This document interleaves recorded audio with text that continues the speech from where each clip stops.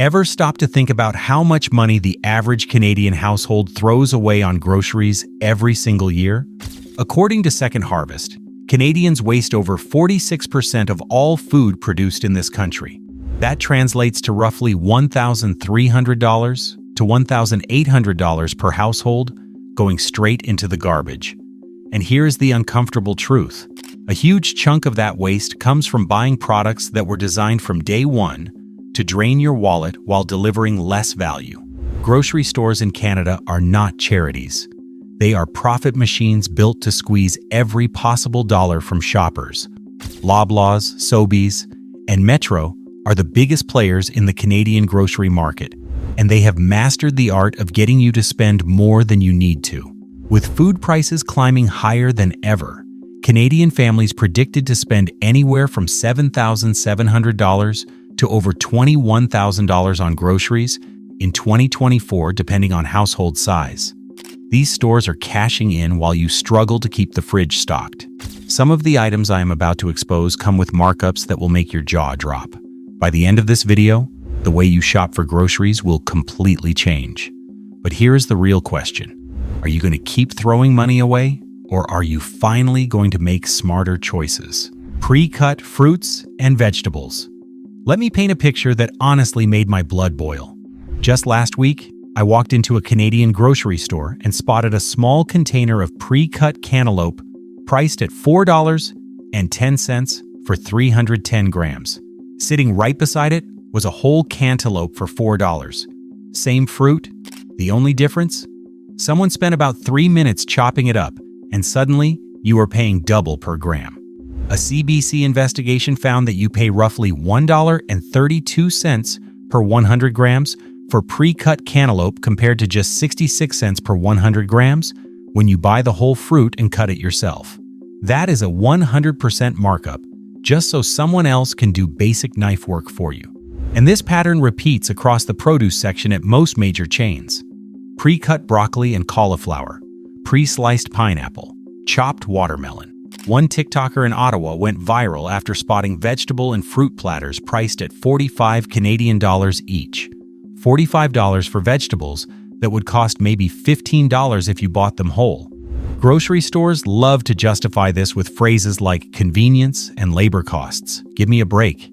The actual labor involved amounts to maybe 50 cents worth of minimum wage work.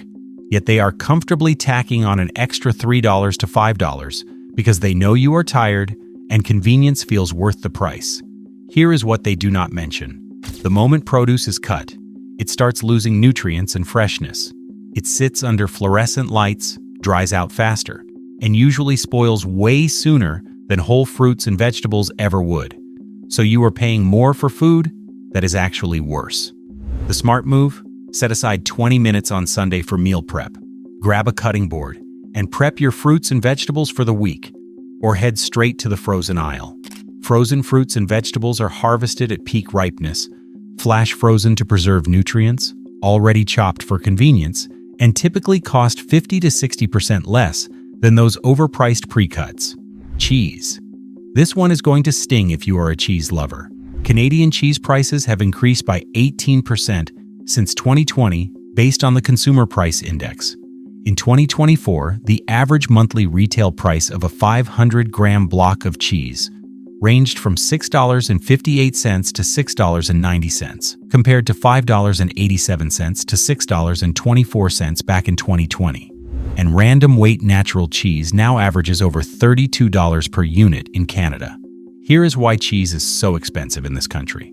After World War II, the Canadian government deployed a supply management system that caps the amount of milk farmers can produce and fixes milk prices. On top of that, import tariffs on foreign cheese can reach a staggering 245%.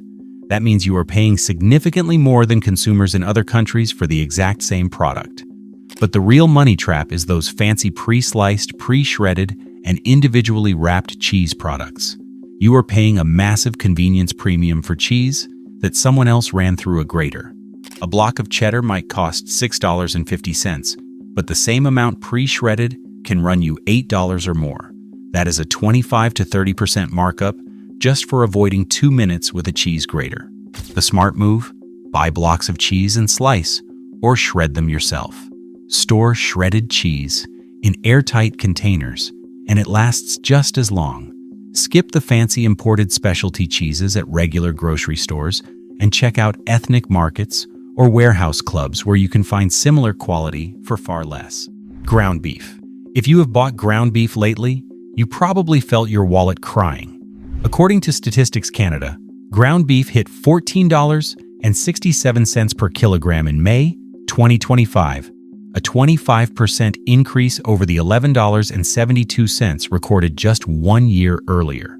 That is well above the country's current inflation rate of 1.7%. Beef prices in Canada have reached historic highs, and experts say prices will remain elevated through at least 2027. But here is what most Canadians do not realize: that regular ground beef sitting in the display case might be 70 to 73% lean, which means you are buying up to 30% fat that will render out during cooking. And those preformed burger patties? Even worse, you are paying extra for someone to shape the meat into circles, plus they often contain fillers, binders, and extra sodium to hold everything together. A package of pre-made patties can cost $2 to $3 more per pound than buying ground beef and shaping patties yourself in about 90 seconds. The smart move? Buy whole cuts like chuck roast when they go on sale and ask the butcher to grind them for you, often for free. You will know exactly what is in your ground beef and save money. Better yet, consider buying meat in bulk directly from local farms. Many Canadian farmers sell quarter or half beef packages that work out to significantly less per pound when you factor in all the cuts you receive. And do not overlook alternative proteins like ground pork, which dropped from $9.01 per kilogram to $7.23 per kilogram over the past year while beef kept climbing. Coffee. This one will hit close to home for millions of Canadians who cannot start their day without a caffeine fix. Picture your typical Monday morning. You are exhausted, running late, and you swing through Tim Hortons for a medium coffee at $1.83. Or maybe you splurge on Starbucks where a grande runs about $2.55. Seems reasonable, right? Now let us do the math that hurts. If you buy one coffee every weekday, that is roughly $10 to $13 per week. Multiply that by 52 weeks, and you are looking at $520 to $676 per year. And if you are grabbing specialty drinks like lattes or cappuccinos, you could easily double that number. Here's the part that makes it even more painful. A 12-ounce bag of ground coffee costs about $6.69 for Tim Hortons brand, or $12.99 for Starbucks, and produces roughly 25 servings of 8-ounce cups. That works out to 26 cents per cup for Tim Hortons, or 50 cents per cup for Starbucks made at home. You are paying 7 times more for coffee shop coffee than making it yourself. And those K-Cups, even they cost only about 55 to 70 cents each at Costco, still a fraction of the coffee shop price. The smart move? Invest in a decent coffee maker or French press. Make cold brew at home by mixing grounds with cold water and letting it sit overnight. You end up with coffee concentrate that lasts a week for under $2. If you absolutely need that coffee shop experience, limit yourself to once or twice a week as a treat rather than a daily habit. Your wallet will thank you to the tune of $500 or more per year. Name brand cereals.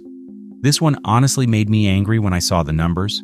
Name brand cereals in Canada typically cost $4.50 to $6.99 per box, while comparable store brands range from $2.79 to $3.99.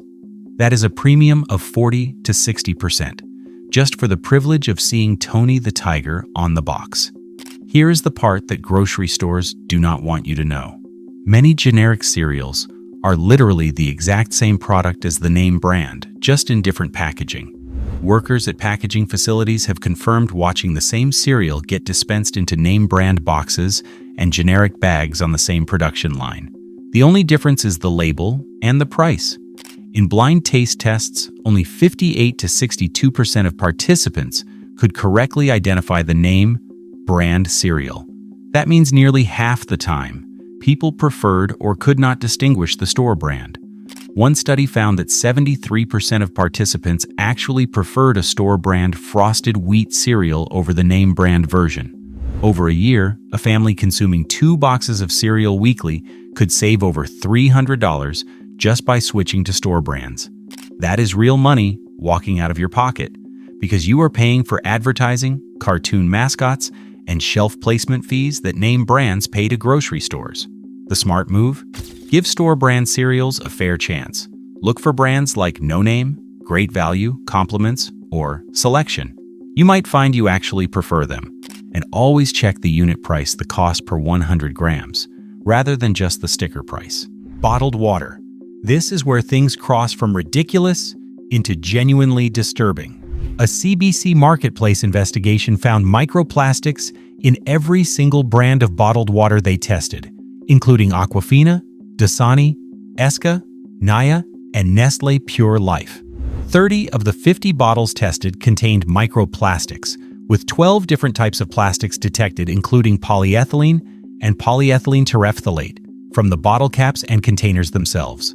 A Columbia University study revealed that the average liter of bottled water contains roughly 240,000 microscopic plastic particles. That is 10 to 100 times higher than earlier studies reported. These nanoplastics are now being found inside human lungs, breast milk, and even placental tissue. We are literally introducing plastic into the bodies of unborn babies. Meanwhile, that $2 bottle of water costs the company about 5 cents to produce. That is a markup of roughly 4,000%. And here is the kicker.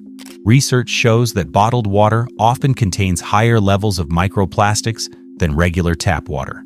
You are spending thousands of percent more to drink water that is actually more contaminated than what flows from your kitchen faucet for nearly free. Canadian tap water is held to higher testing standards than most bottled water brands. Municipal water in cities like Toronto gets tested more than 10,000 times before being distributed. The smart move? Spend $30 on a decent water filter. Grab a reusable stainless steel bottle. Stop draining your bank account while slowly ingesting plastic particles. Single-serve snacks. This one floors me every time I see it play out. Those individual snack packs, tiny bags of goldfish, single-serve cookie sleeves, mini chip bags, carry markups that border on criminal. A family-sized bag of goldfish crackers costs about $4.49 for 30 ounces. A box of individual goldfish packs costs around $8.99 for roughly 10 ounces. That works out to nearly 600% more per ounce just because the crackers were put into smaller bags. The same pattern repeats with everything. Granola bars sold individually versus in boxes. Mini bags of chips versus a large bag. Single-serve yogurt cups versus tubs. You are paying someone else to divide food into smaller portions, a task that takes literally 30 seconds. Families convince themselves these pre-portioned snacks are necessary for portion control or lunch boxes. They are not. What you actually need is a $5 set of reusable containers and a few minutes of effort. On average, families who rely on single-serve snacks are throwing away $500 to $800 every year compared to buying in bulk and portioning themselves. The smart move? Buy the large bags and portion them out into reusable containers. Get a set of small snack containers for lunch boxes. Your kids do not need a billion-dollar snack company teaching them portion sizes. Deli meats. Picture this. You are making sandwiches for the week and you grab a package of sliced deli ham. Seems convenient, right? Here is what grocery stores do not want you thinking about. The World Health Organization classified processed meat as a Group 1 carcinogen, the same category as tobacco smoking and asbestos. A study published by the Canadian Cancer Society found that processed meats containing nitrites increase the risk of certain types of cancer, and that risk increases with each 50 grams consumed per day, roughly 2 to 4 slices of deli meat. Consumer Reports found that deli meat contains 8 to 11 times more sodium than a comparable type of fresh meat. And those uncured or no nitrates added labels? Completely misleading. Consumer Reports tested 31 deli meats and found that uncured products had average nitrate and nitrite levels, essentially the same as traditionally cured meats. They just use celery powder as the nitrate source instead of synthetic sodium nitrite. Same chemical compounds, same health effects. Here is the financial angle. Sliced deli meat costs $15 to $25 per kilogram, depending on the brand. A whole chicken breast costs around $14.67 per kilogram, and you control the ingredients. The smart move? Roast your own chicken or turkey breast on Sunday and slice it for the week. It takes minimal effort, contains zero preservatives, and costs significantly less. If you must buy deli meat, look for freshly sliced options from the deli counter rather than prepackaged, and choose poultry over processed red meats. Maple syrup. This one is going to shock Canadians who assume that living in a country producing 73% of the world's maple syrup means we get great deals. We do not. That bottle of pancake syrup in your cupboard right now? There's a good chance it is not even real maple syrup. Check the label carefully.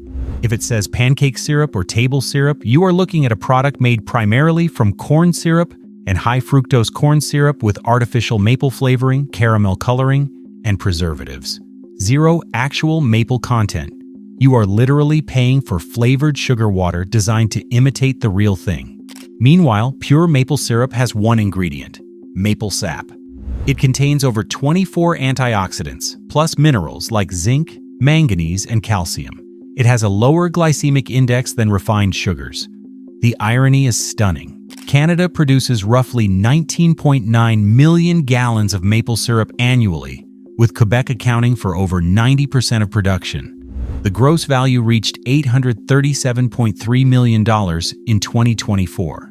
Yet many Canadian families are buying fake corn syrup because it costs $3.99 compared to $12.99 for real maple syrup. The smart move? Buy real 100% pure maple syrup. Yes, it costs more upfront, but you use less because the flavor is more intense. Look for it at Costco, where Kirkland Organic Pure Maple Syrup costs about $1.90 per 100 milliliters, much cheaper than grocery store brands. Or buy directly from sugar bushes in Quebec, Ontario, or New Brunswick during maple season. Gluten-free and specialty diet foods. We have officially reached the final boss of grocery store ripoffs. Those trendy diet products wrapped in fancy labels are specifically designed to exploit people looking to make healthier choices. Walk into the health food aisle at any major grocery chain and everything looks polished and premium. A box of gluten-free pasta for $6.99 when regular pasta costs $1.99. Keto-friendly bread for $8 when normal bread is $3. Here is the truth that the specialty food industry does not want you to know. Studies found that gluten-free products cost 150 to 500% more than their conventional counterparts. One Canadian study comparing 56 gluten-free products to regular versions found that all 56 gluten-free products were more expensive. The mean price for gluten-free was $1.71 per 100 grams compared to just 61 cents for regular products. That is nearly triple the cost. And here's the kicker. Research shows that many gluten-free products are actually less healthy than their conventional counterparts. They often contain more sugar, more calories, less protein, and less fiber. They tend to be ultra-processed foods that are higher in calories and nutrients of public health concern. For the roughly 400,000 Canadians with diagnosed celiac disease, gluten-free products are medically necessary. But the majority of people buying these products do not have celiac disease or even gluten sensitivity. They are paying a massive premium based on marketing that suggests gluten-free equals healthier. It does not. The smart move? Unless you have a diagnosed medical condition requiring dietary restrictions, skip the specialty diet foods entirely. For those who genuinely need gluten-free options, focus on naturally gluten-free whole foods like rice, quinoa, potatoes, fruits, vegetables, and lean proteins. These cost the same regardless of diet trends and provide better nutrition than processed gluten-free substitutes.